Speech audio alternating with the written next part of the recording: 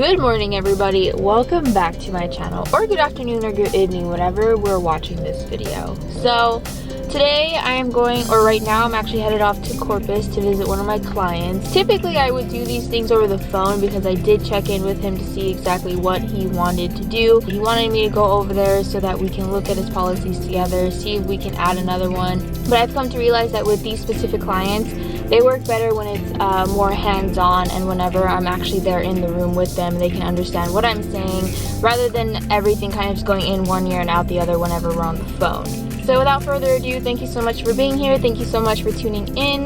This video is going to be all about travel trips, work trips, and what I think about them, what you can do, and tips and tricks on how to get through them. And I hope you guys enjoy this video.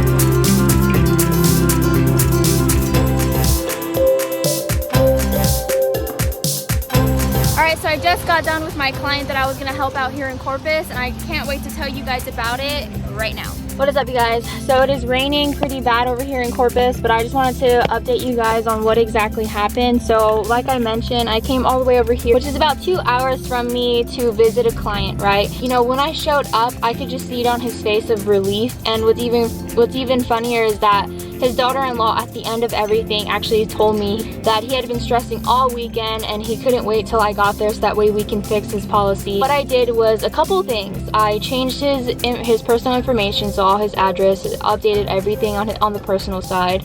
I changed bank information. I changed his beneficiaries, and I also upped his policy. So we were at $30,000 and we upped it all the way to $75,000. So, you know, in the end, everything was just handled very well. And what I also wanted to say is that, you know, out of that trip, I made sure to also introduce myself to the daughter-in-law, and fortunately enough, I was actually able to get, you know, some clientele for the future. It's actually going to reach out to me very soon, so that way I can help her and her mom get a policy as well. So I just knew that I was going to be able to meet the family, be able to meet, you know, potential clients, and that's exactly what I did. And I knew that I've since day one, I've been helping this client and his wife personally one-on-one. I never do anything for them over the phone because I know that they are the type of people to work very well whenever we're sitting right in front of each other.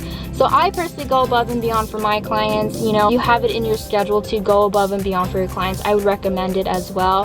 It does go a long way. So yeah, I just want to update you guys with that, and I have to go all the way back home now, so I will update you guys when I arrive.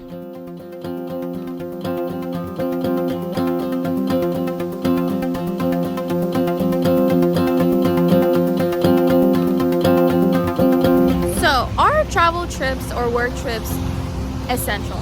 Yes. And let me tell you reason number one. When you live in one part of a county and it starts to become oversaturated, so for example, if you live in, I'm going to take San Antonio as an example. San Antonio is a very oversaturated city.